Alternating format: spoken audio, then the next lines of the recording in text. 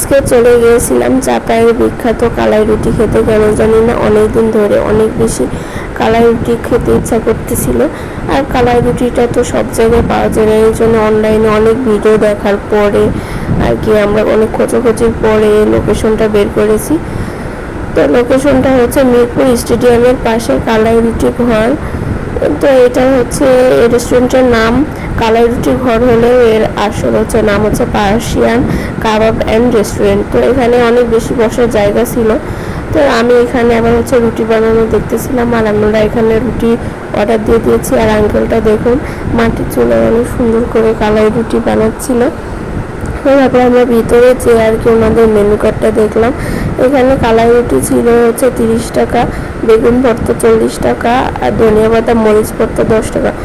তো আর তারপরে আমাদের খাবারটা চলে এসেছে। দেখুন এখানে কত সুন্দর ইয়াম্মি লাগতেছে, আর খেতে অনেক বেশি মজা ছিল।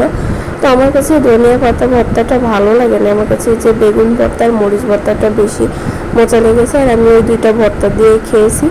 তো খাওয়া দাওয়া শেষে একটু আমরা পাশে যেহেতু স্টেডিয়াম, তো স্টেডিয়ামে চলে গিয়েছিলাম একটু ফার্নিচার দেখার জন্য। তো এখানে যে দেখি মিরর, তো মিরর দেখলে তো ভিডিও নেওয়াই লাগবে।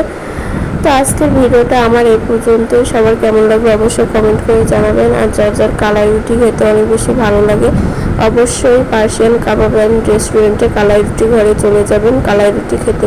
তো সবাই ভালো থাকবেন, আল্লাহ হাফিজ, টাটা।